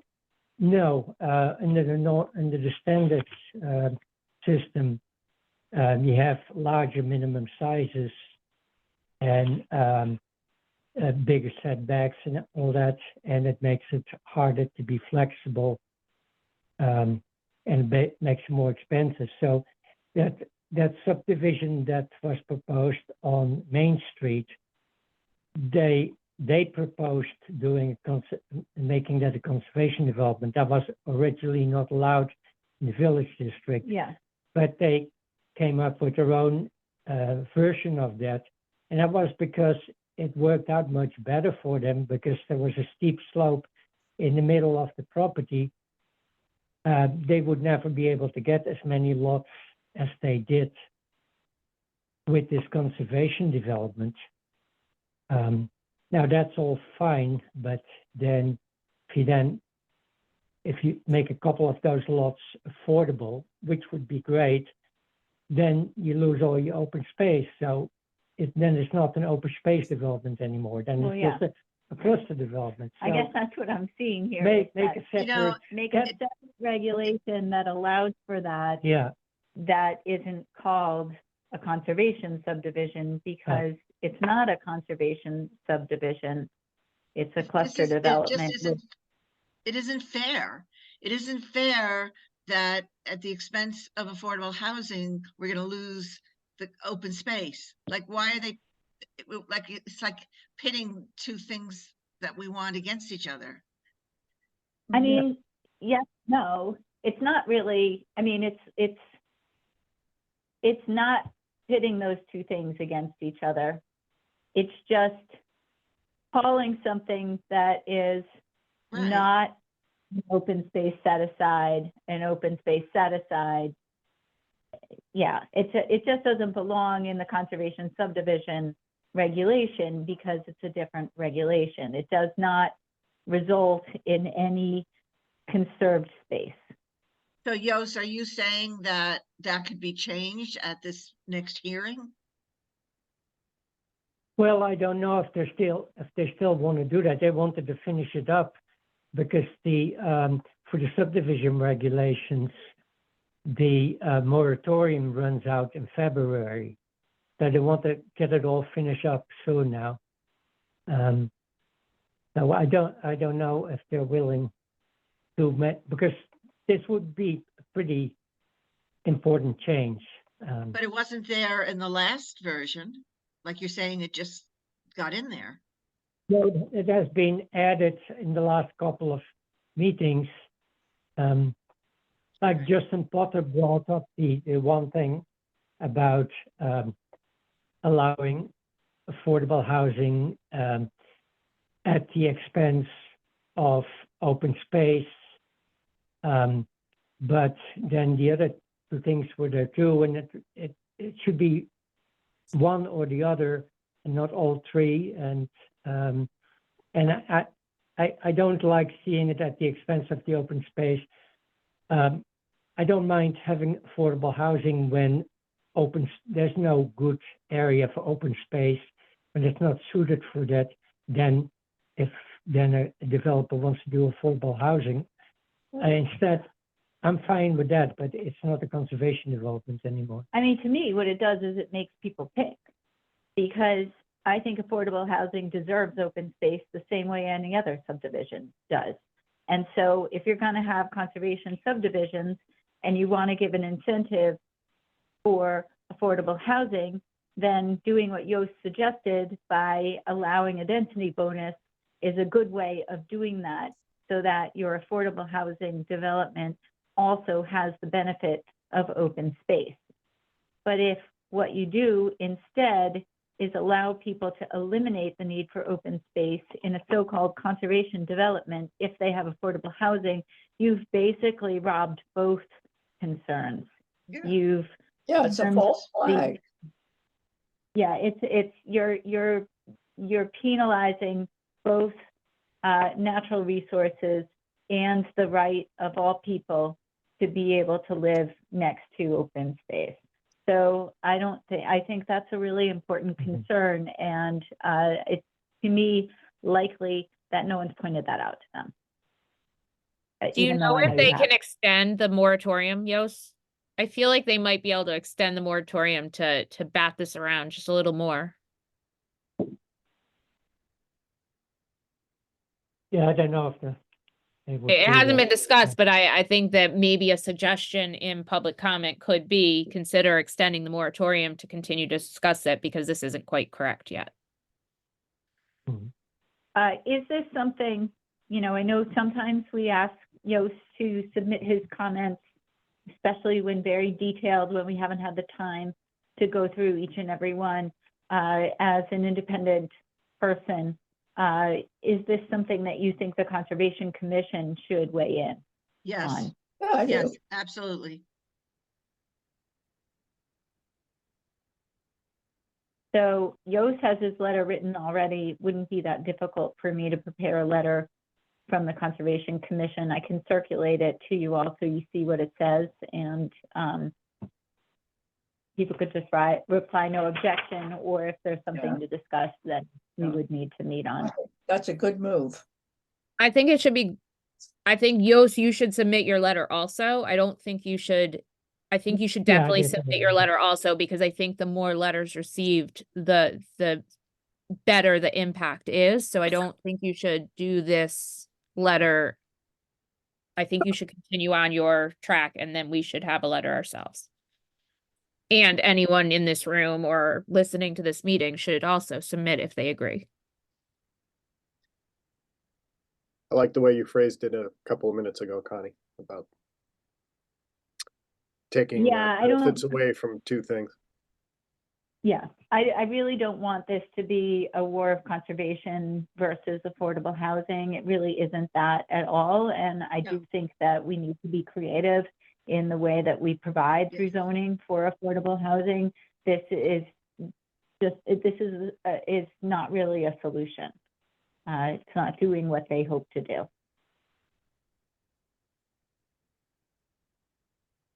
Okay.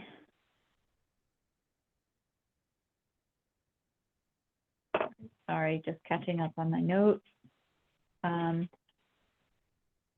right, so we are to C, which is materials management in Kent, and just you know, getting any updates that we need to on how the Save As You Throw and organics recycling program is going. I can tell you on number 1, black plastic, that I actually want to talk to Jen Heaton-Jones herself. I called HRA and asked them about, you know, whether or not anyone had tried to tackle this problem that the machines don't recognize black plastic, and whether it could be as simple as aggregating the black plastic and walking it up the conveyor instead of sending it up the conveyor. And I got a message from whoever I spoke with. Basically, the gist of the message was, don't rock the boat. So I did want to talk with Jen Heaton-Jones a little bit more specifically about that. So that's where we got on that. I have bags and bags of black plastic that I can't bear to put in my trash in my house. So let's go on to the next part. Right, so take the challenge survey. I actually don't, I don't know about that. So I mean, other than there was a survey, and I don't know. I don't know either. Is there any It response? might be a leftover. Because I don't think there's anything active. So I'm gonna say, but they had people take the survey, so we just don't, they didn't respond out. Would that be a Jennifer?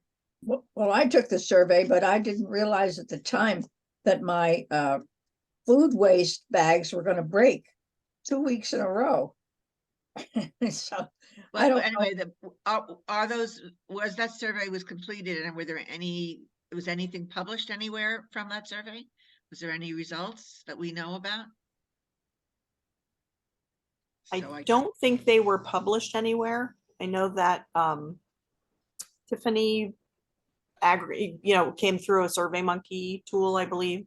Yeah, So they probably have data, and I think they actually presented that data in the most recent Trash Talk. Which I don't think got up on the YouTube. Well, I'm just saying I was hugely enthusiastic until those bags broke. I don't know whether we need heavier plastic or what.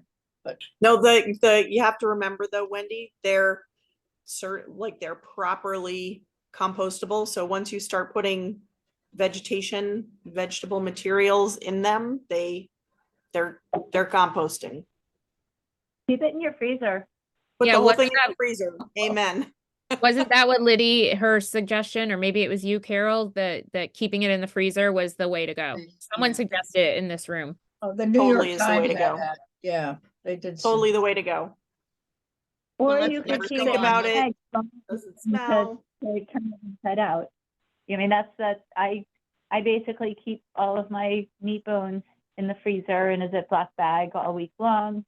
And then at the end of the week, by the time they get down to the transfer station, that bag has thawed sufficiently to be able to dump it out in one gross popsicle of bones and other stuff. I think I the literally have my countertop container in my freezer. I think the question is based on the fact that there are strategies you need to do around the composting bags.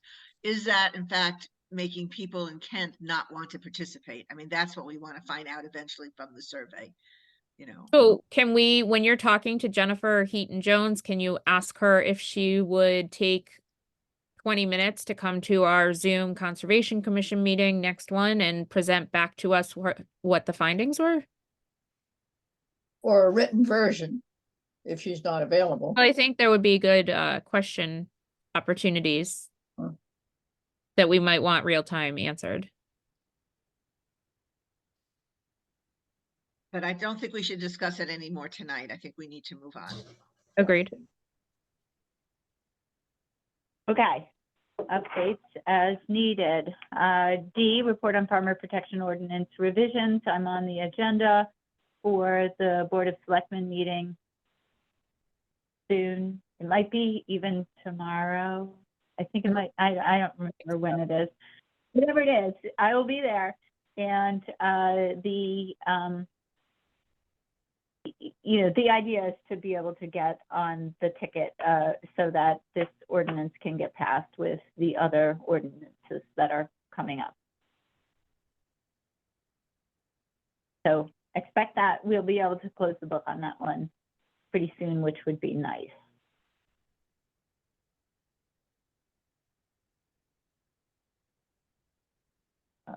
Okay. It's Any on, questions? it is tomorrow at 3:30. It's tomorrow at 3:30? At 3:30, yeah. Don't worry, I would have figured that out. It's in the calendar, and if it's in the calendar, it does not need to be in my head.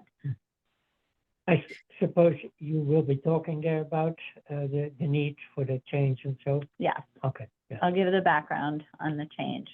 And let's remember, again, that, I mean, hopefully this will be clear to anyone looking at it, from now on, but the ordinance still is more of a showing of support for farmers, and it actually would not be important to use it unless and until there's a way to make a nuisance complaint for noise or odor or dust or other things that farmers often have. So unless and until there's a way to actually do that in our town, nobody should need to use this ordinance.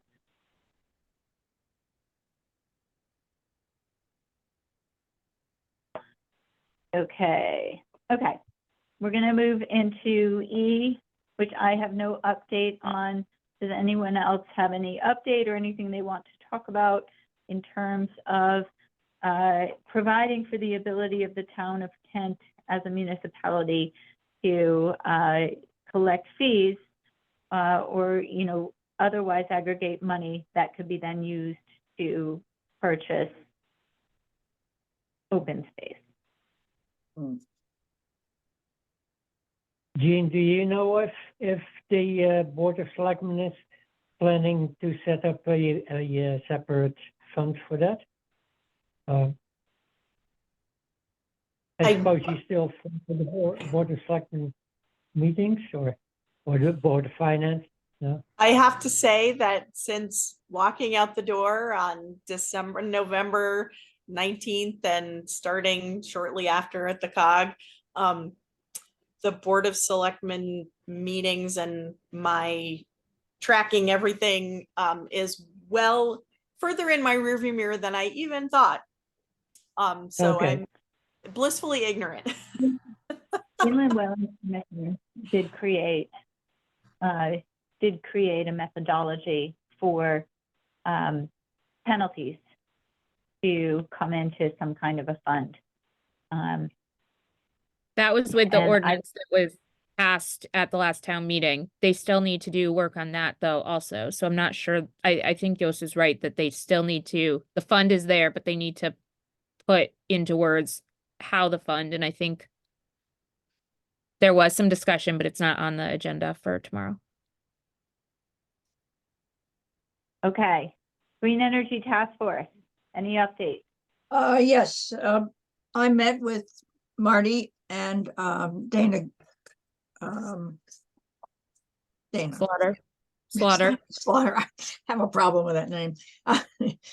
We had a good meeting Monday, and have divided up a bunch of investigations that we're going to do, looking into municipal grants, finding out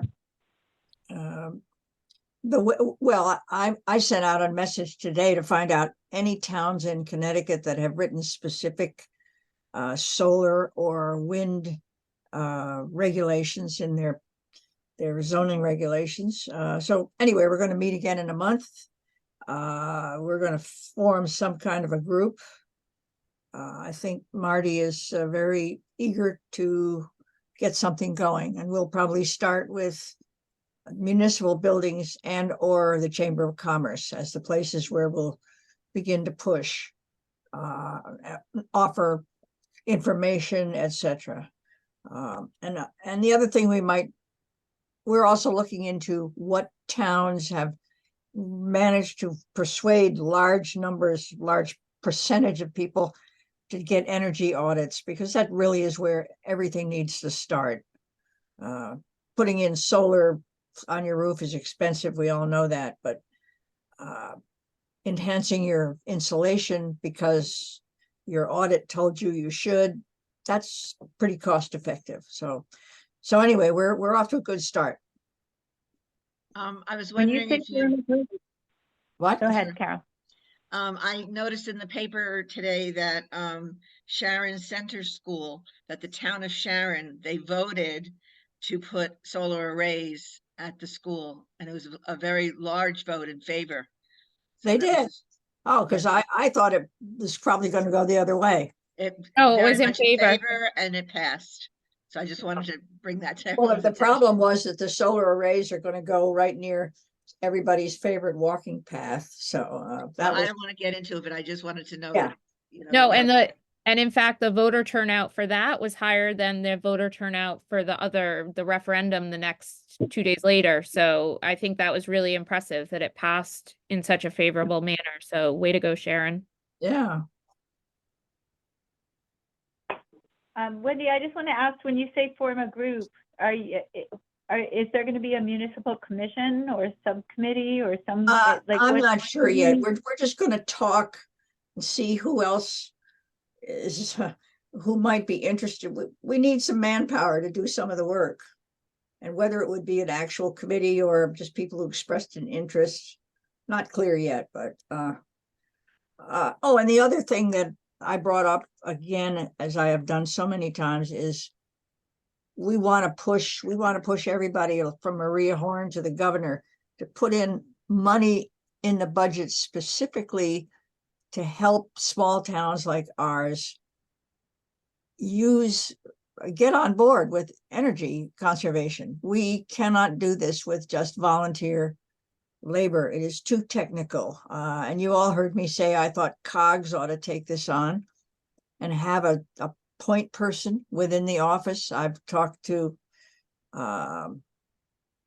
several levels of people about this. They all seem to think it's great. The people at PACE love the idea, but it's a question of the town, the state committing itself to making its own deadlines. We can't do this unless we have people that we can call on every day in any town for more advice. So that was another issue that we're looking into. So Any other questions? Nope. Okay, thank you.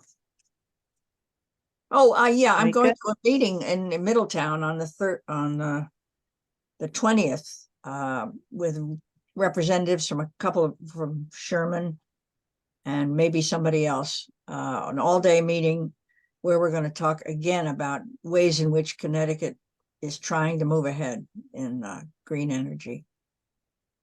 That's a Saturday? That's a Saturday, yeah.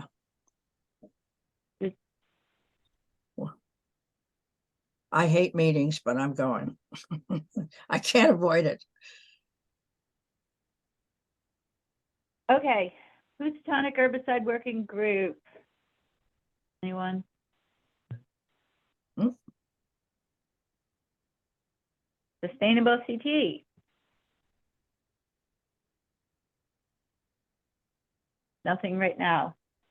Dean and I will take that on when somebody takes the chair from me in June or before. Good. Has anybody jumped up yet for that chair position? This was a Monty Python skit. Somebody would be saying, wink, wink, nudge, nudge, say no more, say no more. Yes. I just think you all should make sure to come to every meeting from now on, because if you don't, we may just name a chair while you're absent. But seriously, folks, it's January, so that gives you 5 months, and then I am gone. So, and I'm not gone, but I am definitely gone from the chair. So, something that we need to work on.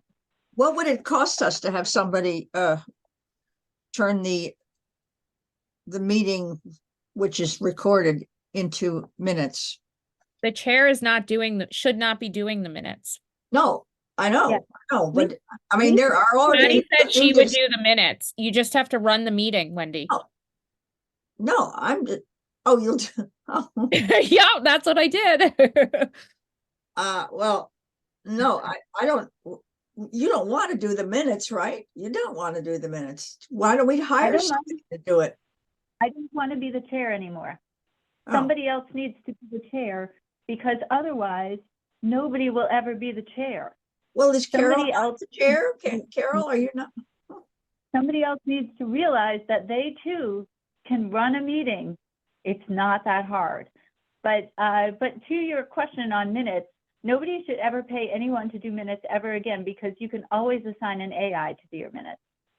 So Okay. if we wanted to, we could have an AI write down everything that we say in this whole meeting, and we could have an AI digest the minutes. So, so that's really, I mean, I That's don't mind doing the wonderful. minutes, I'll do the minutes, Well, but you Yosh, can get.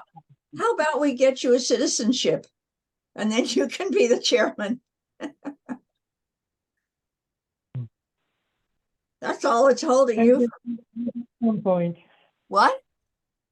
maybe at some point, if Well, I then you'll make be it the a chairman point- automatically. Like maybe you should have a separate special meeting and flip coins.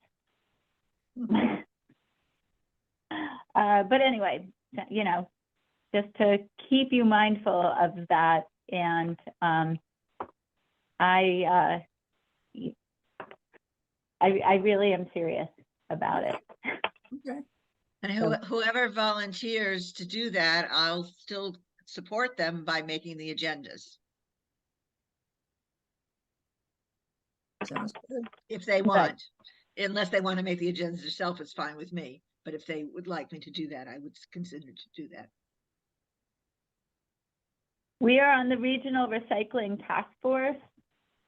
These are again, the meetings that take place on Thursday mornings periodically, and unfortunately they're not hybrid. So you have to go down to Brookfield, I guess, to attend them. It was not that difficult to attend them when they used to do them as either a conference call or in COVID Zoom. The agenda looks pretty interesting. So it could be, if anyone has the time to check into them, that would be great. If nobody has the time, we should probably remove it from the agenda, because we really Okay. won't know anything about what happens in there. Okay, got it.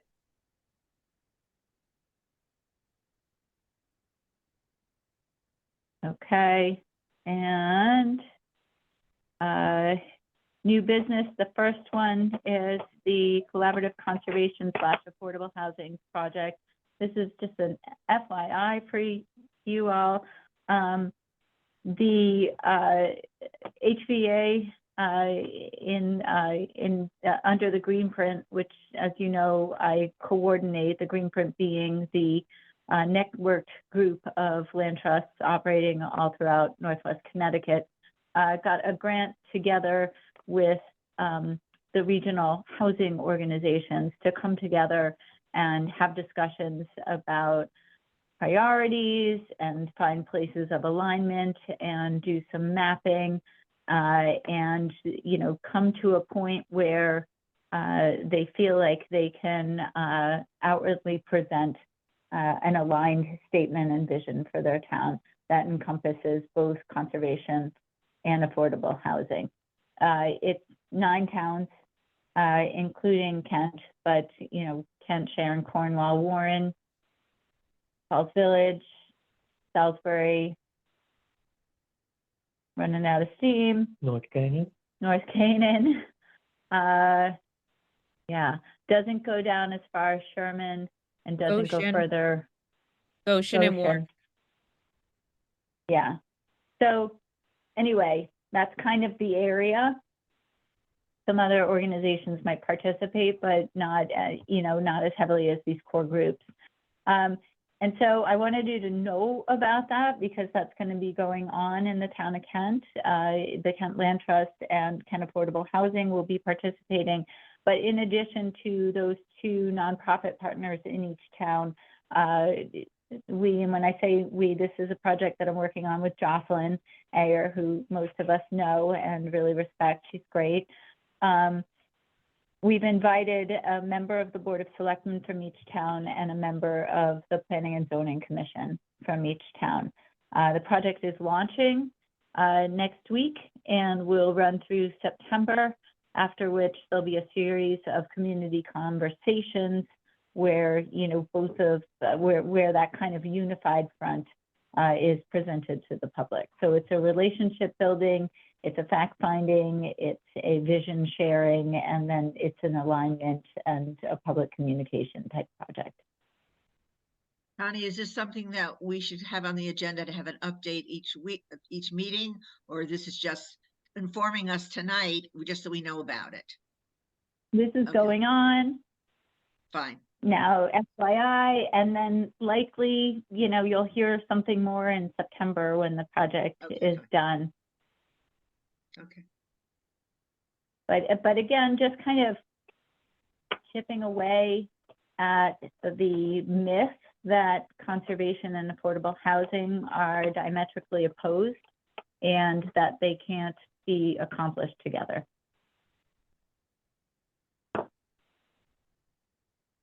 So B under new business is talking about the spring events and taking a look Yeah, at the we don't have to calendar. go into a lot of it tonight, but I just, you know, I looked at the calendar and I realized this year that Easter Sunday is early.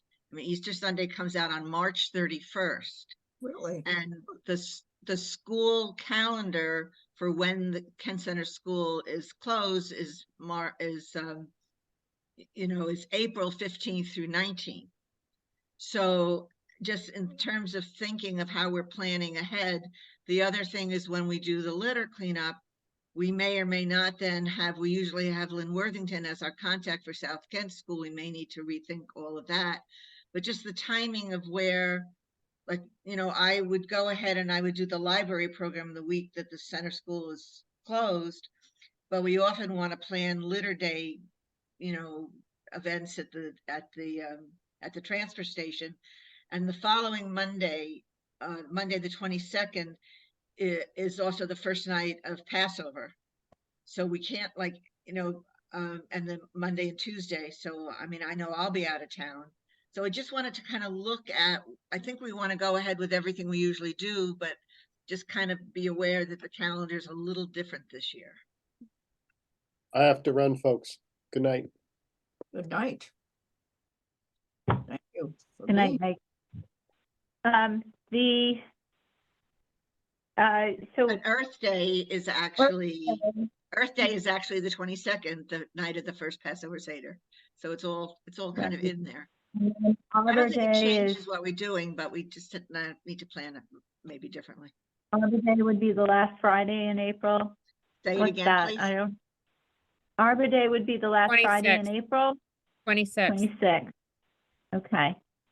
Arbor Day stays the same, right? Even though the school was closed earlier, right? Okay, we got it. Right. Well, I mean, that's kind of normal. I think the That's school fine. break and the Arbor Day stuff is a little bit normal. It's just not coinciding with Easter this year. Right. And it's a little bit complicated with Passover, but I would say we But I don't still know where probably the- want. Where South Kent Schools vacation is. That's the missing piece in this too. in They're terms of- always all March long. Yeah, it's all March. It's not for all the schools. Okay. All right. So So I would say that our library program is that week of the 15th and 19th. right. I'm gonna go and ahead with that. Then Wednesday, but we should ask the library what makes sense for them because they're probably looking at planning that. Yeah, no, that's why I want to go ahead and contact them the way I usually do.